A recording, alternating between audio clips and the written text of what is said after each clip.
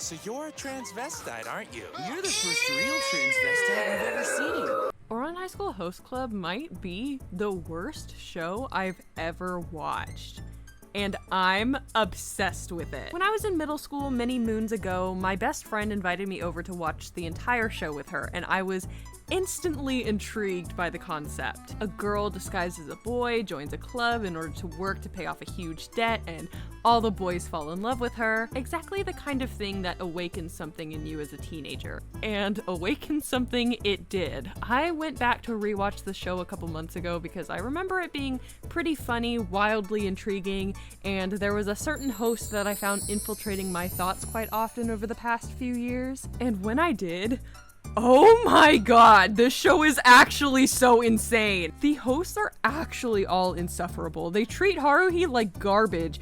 Don't even get me started on some of the things that they say to her and her father. This show is actually so strange and weird and bad, which means the only thing I could do to cope with it was make an OC, yeah! Other than Tamaki and Haruhi, none of the other characters have any super meaningful interactions with each other. Honey and Mori are cousins and friends and only kind of interact with each other in Haruhi. The twins similarly only really have interactions with each other and Haruhi. And every moment Tamaki spends on screen, he is harassing Haruhi. The only character who doesn't really have an accompanying character that his arc can center around is Kyoya, the best character in the show, the only one who is compelling and funny and gorgeous and talented and special and amazing. You could argue Kyoya's arc mostly revolves around his relationship with Tamaki in the anime. I haven't read the manga yet, but it is pretty one-sided all things considered. Kyoya learns to let down his walls and enjoy things from Tamaki, and Tamaki literally could not care less except for when he needs Kyoya to do something. I realize this is a crazy way to view their relationship,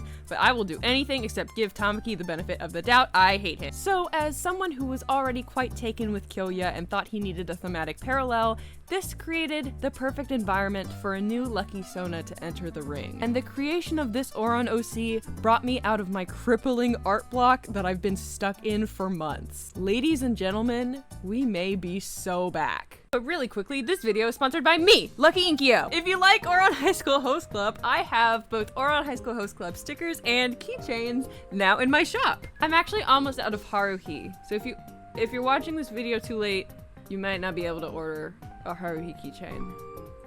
But I'll restock her, I promise. As well as My Little Pony, and some other stuff that I can't remember because I'm not looking at the website right now. As you can probably tell, videos have been kind of sparse lately. I've had a lot of stuff going on in my personal life, which make it hard to make videos. So if you want to support me, please check out my shop. Please, I'm begging you. I need these stickers out of my house. Shipping is free for orders over $35, and keychains are buy two, get one half off, which is 3 for $30. So if you want some keychains or some stickers, I've got new sticker sheets too. These are cool. These are really cool. Go check out my shop. Link is in the description. Inkyo.com, that's my shop. Okay, let's get into it. For my Ouran OC, I wasn't gonna make a new host simply because that's the most common route taken with Ouran OCs, and also I have no interest in being a host. So if my OC isn't a host, what are they? Well, they're a member of the Ouran Academy Literature Club. Can you tell that this isn't meant to be taken seriously? I was already brainstorming a universe where the Doki Doki Literature Club girls went to a normal high school and interacted with other students, and Ouran needed more female characters. So, boom, the Ouran High School Literature Club was born. For the uninitiated, Doki Doki Literature Club is a psychological horror game that centers around 4 girls, and only these 4 girls. There are literally no other characters in the game, but I thought that that was sad. Since it's Ouran High School Host Club, I put them in this high school. So, Ouran High School Literature Club. That's not the name of this alternate universe, but that is what it is, essentially. My OC then technically counts as both the Doki Doki Literature Club OC and an Ouran High School Host Club OC. Killing as many birds with one stone as I can, I guess. This also works to, like I said, add more female characters to Ouran's lineup. Despite Ouran falling into the shoujo category in some sense of the word, all 2 of its important female characters are either A, treated like punching bags, or B, completely disregarded since she isn't the object of any of the host's affection. All that being said, the version of the Literature Club girls I'll be haphazardly welding into Ouran will be essentially the redesigns I made in my DDLC video a few months ago, if you want to learn more about how I view these characters. characters. Now, let's actually talk about the main course of this video, my OC. His name is Mitsuo Makoto. He's the 5th and most recent member of Ouran Academy's small literature club and acts as its director and treasurer. While Sayori is technically the vice president, most vice president duties fall onto Mitsuo, who has a passion for budgeting, management, and writing about romance. Mitsuo is a second-year student at Ouran Academy in the same class as Tamaki and Kyoya, which is never technically stated, I don't think, but Haruhi is in 1A, so I'll put Mitsuo and the boys in 2A. Initially, Mitsuo kept to themselves, so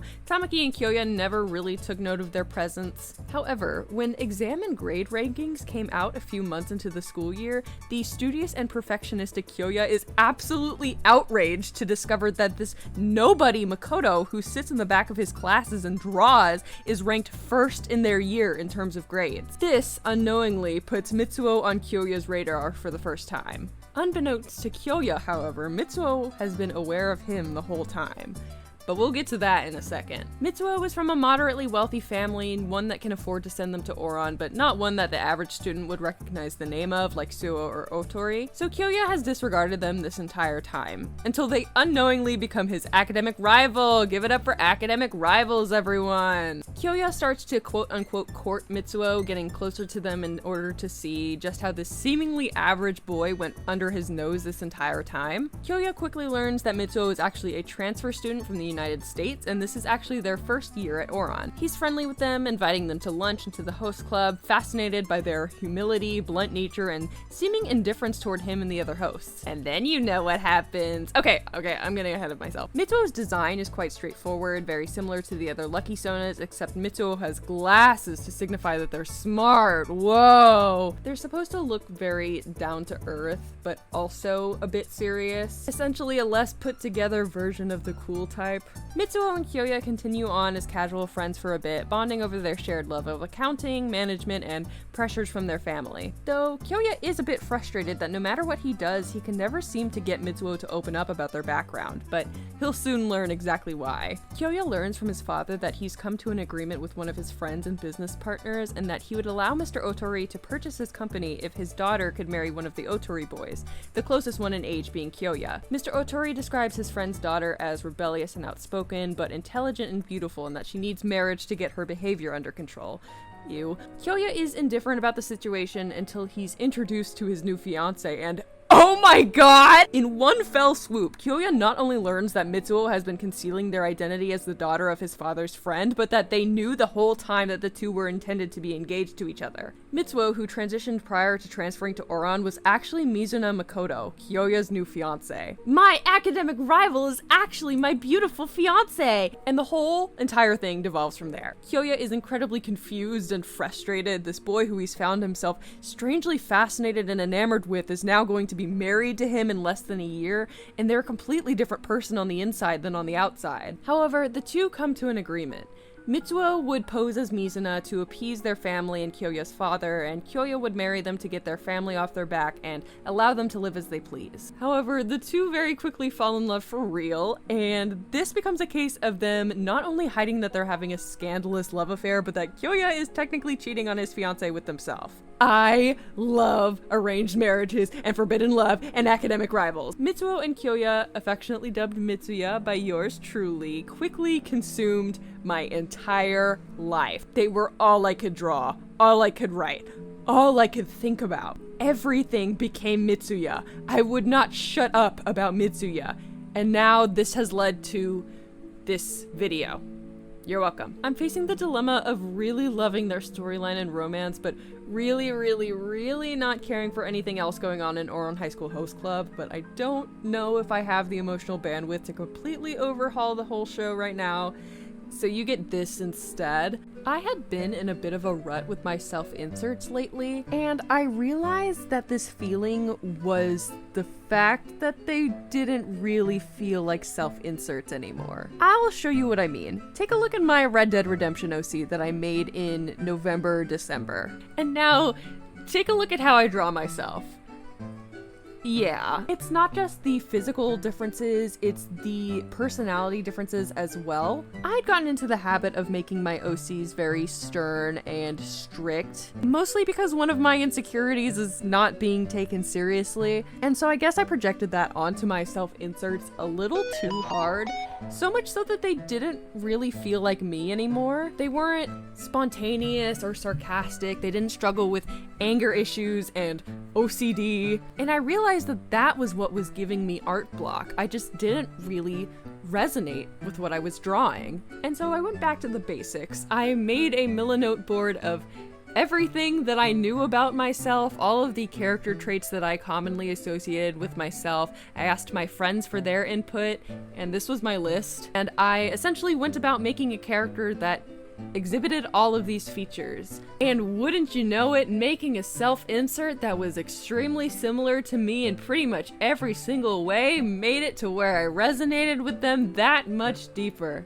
I could not stop drawing Mitsuo. They were all over my sketchbook, all over my iPad. I hadn't done any full pieces of art in a really long time, and I just made these, and they're really good. I love Mitsuo. I love Mitsuya. Everybody else needs to get on the Mitsuya hype train right now. At the end of the day, it really did come down to just making it all about me. It required me to do, you know, a little bit of introspection. So if you're struggling with your self-inserts, you can make a list of all your character traits like you were making your own Wikipedia page. If you want to learn more about Mitsuo or their relationship with Kyoya, I'll link their Millinote board in the description. Thanks for watching this fun, non-serious, short video. I've been going through some pretty difficult things in my personal life that have made it really hard to make videos. And I'm such a perfectionist that I don't want to put anything on my channel that I wouldn't want to watch, because I feel like you guys deserve the best. But I'm learning that it's okay to make shorter, sillier videos every once in a while that don't have to be as serious, and also I do need ad revenue to pay my rent. Speaking of paying my rent, thank you so much to the people who paid for me to buy this lot of My Little Pony toys off of eBay, my $7 patrons who are listed on screen, as well as my $10 patrons, Puntastic Artist, Little Wolfine, Vioon, Wishing Star, Speckadoodle, Neko Jack, Tyree West, and Bumby Bumblebee, as well as all of my other patrons, all of my subscribers, everybody who watches this video, everybody who likes and comments. If you're new, subscribe. If you're not new, make a new account and subscribe again. I don't know how long it'll be until my next video, but I'll see you very soon. I'm Lucky Inkyo, and I will see you very soon. That's me. I'm Lucky Inkyo, and I'll see you very soon.